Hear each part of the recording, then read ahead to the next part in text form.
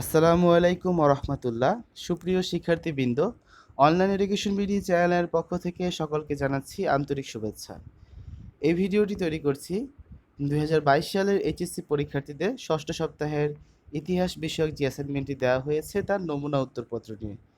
তোমাদের ষষ্ঠ সপ্তাহে এই বিষয়গুলোর উপর অ্যাসাইনমেন্ট দেওয়া হয়েছে। তো যারা এখনও অ্যাসাইনমেন্টগুলো দেখোনি, ডেসক্রিপশন বক্সে প্লে লিস্টের লিঙ্ক দেওয়া থাকবে, সেখান থেকে চাইলে দেখে নিতে পারো। ঠিক আছে? তো প্রথমে চলো তোমাদের অ্যাসাইনমেন্টের প্রশ্নটি দেখে নেওয়া যাক। এটা হচ্ছে তোমাদের ইতিহাস প্রথম পত্রের অ্যাসাইনমেন্ট, বিষয় কোড হচ্ছে 304। অ্যাসাইনমেন্টটি দেওয়া হয়েছে প্রথম অধ্যায় থেকে, ইউরোপীয়দের আগমন, ইংরেজ আধিপত্য প্রতিষ্ঠা। তোমাদের অ্যাসাইনমেন্টটি হচ্ছে ভারতবর্ষে ইংরেজ আধিপত্য প্রতিষ্ঠায় ইস্ট ইন্ডিয়া কোম্পানির কার্যক্রম পর্যালোচনা করা। নির্দেশনাগুলো লক্ষ্য করো। ইস্ট ইন্ডিয়া কোম্পানির আগমন বর্ণনা, ভারতবর্ষে ইংরেজ আধিপত্য প্রতিষ্ঠায় ইস্ট ইন্ডিয়া কোম্পানির কার্যক্রম, চূড়ান্ত আধিপত্য প্রতিষ্ঠায় বক্সার যুদ্ধে তাৎপর্য বিশ্লেষণ, চূড়ান্ত আধিপত্য প্রতিষ্ঠায় দিওয়ানি ও দ্বৈত শাসন, চূড়ান্ত আধিপত্য প্রতিষ্ঠার আর্থসামাজিক ও রাজনৈতিক ফলাফল বিশ্লেষণ। ঠিক আছে? তাহলে চলো শিক্ষার্থীরা, তোমাদের এই অ্যাসাইনমেন্টটির নমুনা উত্তরপত্রটি দেখে নেওয়া যায়। তোমাদের এই অ্যাসাইনমেন্টটির শিরোনাম হবে ভারতবর্ষে ইংরেজ আধিপত্য প্রতিষ্ঠায় ইস্ট ইন্ডিয়া কোম্পানির কার্যক্রম পর্যালোচনা। ইস্ট ইন্ডিয়া কোম্পানির আগমন। 1600 সালে ভারত ও পূর্ব এশিয়ায় বাণিজ্যের উদ্দেশ্যে ইংল্যান্ডের একদল বণিক ইস্ট ইন্ডিয়া কোম্পানি গঠন করে। 31 ডিসেম্বর রানী এলিজাবেথের সনদ বলে উক্ত কোম্পানি তুমাশা অন্তরীপ থেকে সমগ্র পূর্বাঞ্চলে বাণিজ্যের একচেটিয়া অধিকার লাভ করে। তারা 1608-এ মুঘল সম্রাট জাহাঙ্গীরের শাসনকালে সুরাটের প্রথম বাণিজ্য কুঠি স্থাপনের অনুমতি পায়।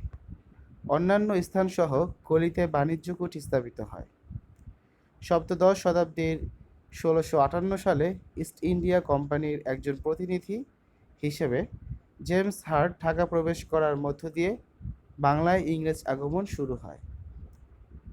1715 সালে মুঘল দরবার থেকে ইস্ট ইন্ডিয়া কোম্পানিকে নিজস্ব মুদ্রা ব্যবহারের অনুমতি দেওয়া হয়। ওই মুদ্রা মুঘল সাম্রাজ্যেও চালু হয়। 1756 সালে নবাব সিরাজউদ্দৌলা কলকাতা দখল করে নেবার পরে 20 জুন লর্ড ক্লাইভ এবং ওয়াটসন তামিলনাড়ু থেকে জাহাজযোগে সৈন্যবাহিনী নিয়ে আসেন ও কলকাতা পুনরায় দখল করেন 2 জানুয়ারি 1757। কোম্পানির কেরানি পরে ফ্রান্স ইংল্যান্ড যুদ্ধ শুরু হলেও সৈন্যবাহিনীতে যোগ দেন। নিজের যোগ্যতায় পরে উঁচু পদ পান। চন্দননগর দখল করার পরে সিরাজউদ্দৌলাকে উৎখাত করার জন্য সিরাজের পরিবারের কয়েকজন ও মীর জাফর, উমিজাদ, জগৎ শেঠ প্রমুখদের সঙ্গে ষড়যন্ত্র করেন। চুক্তিমতো কাজ হয় ও নদিয়ার পলাশীর প্রান্তরে সিরাজউদ্দৌলার সঙ্গে মেকি যুদ্ধ হয়। সিরাজউদ্দৌলা পরাজিত হয়ে পালাবার সময় ধরা পড়ে নিহত হন। চুক্তিমতো মীর জাফর নবাব হন এবং ক্লাইভ নগদ 30 লক্ষ টাকা ও 24 পরগনার জায়গিরদারি লাভ করেন। জায়গির থেকে ক্লাইভের বছরে 3 লক্ষ টাকা আয় হতো। পরে 1760 সালে ক্লাইভ দেশে ফিরে যান। এদিকে তার অভাবে ইংরেজরা বিপর্যস্ত হয়ে পড়ে। তখন আবার ক্লাইভের ডাক পড়ে। ক্লাইভ এদেশে আবার ফিরে আসেন 1765 খ্রিস্টাব্দের মে মাসে এবং ইংরেজ সরকারের গভর্নর নিযুক্ত হন। তিনি তখন দিল্লির বাদশাহ শাহ আলমের কাছ থেকে বাংলা, বিহার, ওড়িশার দেওয়ানি লাভ করেন। আগস্ট 1, 1765। বিহার উড়িষ্যার প্রকৃত শাসন ক্ষমতা লাভ করে নবাবের নামমাত্র অস্তিত্ব থাকে। ফলে পূর্ব ভারতের এই অঞ্চলে যে শাসন ব্যবস্থা চালু হয় তা দ্বৈত শাসন নামে পরিচিত। নবাবের হাতে থাকে প্রশাসনিক দায়িত্ব আর রাজস্ব আদায় ও ব্যয়ের পূর্ণ কর্তৃত্ব পায় কোম্পানি।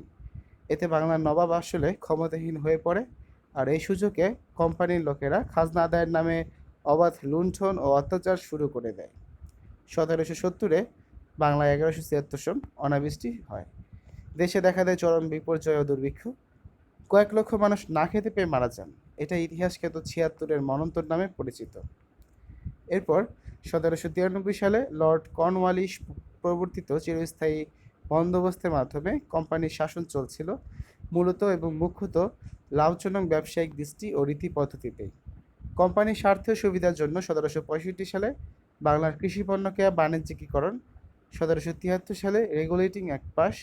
1813 সালে ভারতে ফ্রি ট্রেড প্রবর্তন এবং ওই বছরই বাংলার মুখ্য শিল্প খাত টেক্সটাইল রপ্তানি বন্ধ। 1820 সালে টেক্সটাইলকে মদানি হিসেবে ঘোষণা। 1830-এ কলকাতা ডকিং কোম্পানির প্রতিষ্ঠা। 1835 সালে ইংরেজিকে অফিস আদালতের ভাষা হিসেবে ঘোষণা। 1838-এ বেঙ্গল বন্ডেড ওয়্যারহাউস অ্যাসোসিয়েশন গঠন এবং 1840 সালে বেসরকারি খাতে চা বাগান স্থাপনের মাধ্যমে এদেশীয় অর্থনীতির স্বনির্ভর সত্তাকে পরনির্ভর করার কার্যক্রম শুরু হয়। বাংলা নামের এই অঞ্চলটি ধীরে ধীরে ইংরেজদের সম্পূর্ণ করায়ত্ত হয় 1813 সালে। ব্রিটিশ সরকার এক চার্টার অ্যাক্ট বলে কোম্পানির একচেটিয়া বাণিজ্যাধিকার বিলুপ্ত করে এবং দেশের শাসনভার কোম্পানির উপর ন্যস্ত করে। তারপর রয়েছে ইস্ট ইন্ডিয়া কোম্পানির কার্যক্রমের বর্ণনা। ভারতে অনেক কম সময়ের ব্যবধানে ইস্ট ইন্ডিয়া কোম্পানির প্রভাব বিস্তারের অনেক বড় একটা কারণ ছিল 18 শতকে মুঘল সম্রাটদের আকস্মিক পতন। 1739 সালে যখন ক্লাইভের বয়স সবে মাত্র 14 বছর, তখনও মুঘল সম্রাটরা কাবুল থেকে মাদ্রাজ পর্যন্ত এক বিশাল সাম্রাজ্যের শাসন করছিলেন।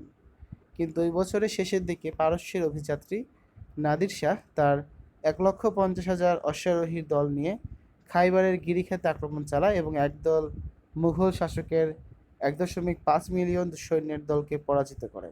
এর 3 মাস পর নাদির শাহ পারস্যে ফিরে আসেন মুঘল সম্রাটদের সকল ধন সম্পদ নিয়ে, যা তারা 200 বছরের শাসনামলে জড়ো করেছিলেন। মুঘলদের কাছ থেকে লুট করে আনা সম্পদের মধ্যে সম্রাট শাহজাহানের ময়ূর সিংহাসন, বিশ্বের সবচেয়ে বড় হীরা কোহিনূর এবং দ্বিতীয় বৃহত্তম হীরা দারিয়ানুর, 700টি হাতি, 4,000 উট এবং 12,000 ঘোড়া টানা শকট, যেগুলো ভর্তি ছিল সোনা, রূপা ও অন্যান্য দামি পাথর দিয়ে অন্যতম। নাদিম শাহের লুট করা সম্পদের তৎকালীন বাজার মূল্য ছিল 87 মিলিয়ন ইউরোর সমান। অর্থাৎ পরবর্তীতে ইস্ট ইন্ডিয়া কোম্পানি আর লর্ড ক্লাইভ মিলে বাংলা প্রদেশ থেকে যে পরিমাণ সম্পদ লুট করেছে, তার থেকে কয়েক গুণ পরিমাণ বেশি লুট করেছেন নাদির শাহ একাই, তাও আবার মাত্র কয়েক দফা আক্রমণে। তারপর রয়েছে বক্সারের যুদ্ধের তাৎপর্য। মীর কাসিম অযোধ্যার নবাব সুজা-উদ-দৌলা ও শেষ মুঘল সম্রাট শাহ আলমের সাথে মৈত্রীর সম্পর্ক গড়ে তোলেন। 1764 সালের 22 অক্টোবর তাদের সম্মিলিত সৈন্যবাহিনীর সাথে বক্সার নামক স্থানে ইংরেজ সৈন্যদের ঘোরতর যুদ্ধ হয়। বক্সারের যুদ্ধে ইংরেজরা জয়লাভ করে।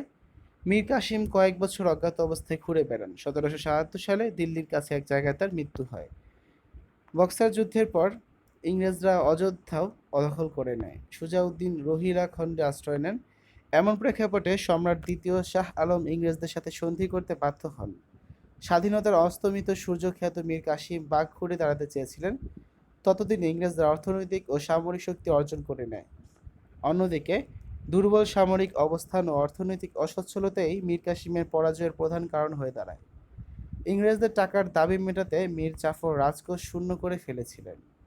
বহু টাকা ঋণগ্রস্ত ছিলেন। মীর কাসিমকে এই ঋণ পরিশোধ করতে হয়। তাছাড়া তিনি মসনদে বসার জন্য কোম্পানির কর্মকর্তাদের 2 লাখ পাউন্ড দিতে বাধ্য হয়েছিলেন। তাতে রাজকোষ আরও শূন্য হয়ে পড়ছিল। এজন্যই তার অর্থাভাব ছিল বেসুমার। অর্থাভাবের কারণে তিনি ভালোভাবে সৈন্যবাহিনী গঠন করতে পারেননি। দ্বিতীয়ত, নবাবের কয়েকজন হিন্দু কর্মচারী ও জমিদার বিশ্বস্ত ছিল না। তারা ইংরেজদের সাথে ষড়যন্ত্রে মেতে থাকত। জমিদারেরা নিয়মিত খাজনা দিত না। তাছাড়া বক্সারের যুদ্ধে অযোধ্যার নবাবের মন্ত্রী মহারাজ বেনি বাহাদুর, পলাশির যুদ্ধে মীর জাফর, জগৎ শেঠদের মতোই বিশ্বাসঘাতকতা করে ইংরেজদের সাহায্য করে। তৃতীয়ত, মীর কাসিমের গোলন্দাজ বাহিনীর শীর্ষ কর্মকর্তা মক্কা ও আরাটন দুইজনই আর্মেনিয়ান খ্রিস্টান ছিল। তারা ইংরেজদের বিরুদ্ধে যুদ্ধে বিশ্বস্ততার পরিচয় দেয়নি। সামরিক শিক্ষা ও অভিজ্ঞতার নবাবের সৈন্যরা ইংরেজ শাসনে ইংরেজ সৈন্যদের সমান ছিল না। রণকৌশল ও আধুনিক অস্ত্রশস্ত্রে ইংরেজদের শ্রেষ্ঠত্ব ছিল। তাই পলাশির মতো বক্সারের যুদ্ধ বিশ্বাসঘাতকতার জয় হয়ে থাকে।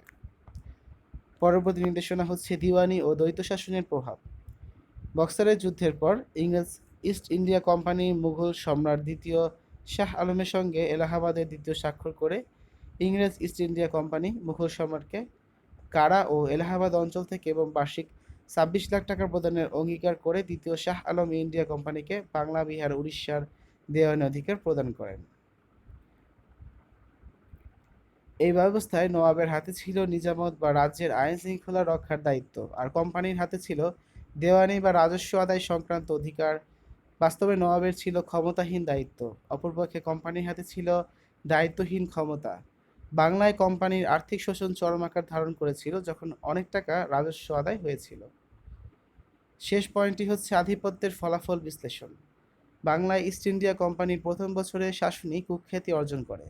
কোম্পানির দ্বৈত নীতি এবং কোম্পানির কর্মকর্তা কর্মচারীদের সীমাহীন দুর্নীতির কারণে বাংলায় দুর্ভিক্ষ সৃষ্টি হয়। এছাড়া ভারতের বিশাল জনগোষ্ঠী, বাস্তবধর্মী সামাজিক, রাজনৈতিক ও অর্থনৈতিক সংগঠনের কারণে ইস্ট ইন্ডিয়া কোম্পানি তার সাম্রাজ্যবাদী টেরা নালিশ বা শূন্যভূমির নীতি পুরোপুরি কার্যকর করতে পারেনি, যার ফলে তারা কানাডা, অস্ট্রেলিয়া কিংবা নিউজিল্যান্ডের মতো ভারতে কর্তৃত্ব প্রতিষ্ঠা করতে পারেনি। ভারতে যখন ইস্ট ইন্ডিয়া কোম্পানি পুরোপুরি নিয়ন্ত্রণ প্রতিষ্ঠা করতে ব্যর্থ হয়, তখন ব্রিটিশ সরকার তাদের হাত থেকে ক্ষমতা গ্রহণের প্রতিক্রিয়া শুরু করে। এজন্য 1773 সালে রেগুলেটিং অ্যাক্ট এবং 1784 সালে উইলিয়াম পিটের ইন্ডিয়া অ্যাক্টের মাধ্যমে কোম্পানি ক্ষমতা ব্রিটিশ পার্লামেন্টের হাতে নেওয়ার প্রথম পদক্ষেপ ছিল। একদিকে কোম্পানির নিয়ন্ত্রণ কমে যাওয়ার দরুন এবং অন্যদিকে কর্মচারীদের দুর্নীতির কারণে ইস্ট ইন্ডিয়া কোম্পানি তার জৌলুস হারাতে থাকে। তবে গভর্নর হিসেবে লর্ড কর্নওয়ালিস আসার পর তার বেশ কিছু পদক্ষেপ কোম্পানির দুর্নীতি কমাতে সাহায্য করে। আবার কোম্পানির আয় রোজগার বাড়তে থাকে। এই সময়টিতে আবার কোম্পানি ব্যবসার পাশাপাশি ভারতের সমাজ সংস্কারের দিকেও নজর দেয়। ভারতীয়দের জন্য সুযোগ সুবিধা বৃদ্ধি করা হয়। এদিকে ঊনবিংশ শতাব্দীর প্রথম ভাগ নাগাদ ভারতের অর্থনীতি বেশ নাজুক হয়ে পড়ে। কৃষির উন্নয়নের জন্য কোনো বিনিয়োগ না করে কোম্পানি ভূমিকর বাড়াতে থাকে, যার ফলে ভারতের বিভিন্ন অঞ্চলে অসন্তোষ বাড়তে থাকে। একই সাথে কৃষির অবস্থা নাজুক হয়, কোম্পানির আয়ও কমতে থাকে, কিন্তু কোম্পানি পরিচালনা করার জন্য তাদের বড় অঙ্কের অর্থ খরচ করতে হয়। একসময় কোম্পানির শাসনের প্রতি অসন্তোষ বাড়তে বাড়তে আগুনের রূপ নেয়, যার ফলস্বরূপ 1857 সালে সিপাহী বিদ্রোহের ঘটনা ঘটে। শেষ পর্যন্ত অবশ্য সিপাহী বিদ্রোহ সফল হয়নি, কিন্তু এই ঘটনা ভারতে ইস্ট ইন্ডিয়া কোম্পানির শাসনের অবসান ঘটায়। তো শিক্ষার্থীরা, এ ছিল তোমাদের ইতিহাস বিষয়ক যে অ্যাসাইনমেন্টটি দেওয়া হয়েছে ষষ্ঠ সপ্তাহে, তার একটি নমুনা উত্তরপত্র। ঠিক আছে, তো আজ এ পর্যন্তই। সবাই ভালো থাকবে। আল্লাহ হাফেজ।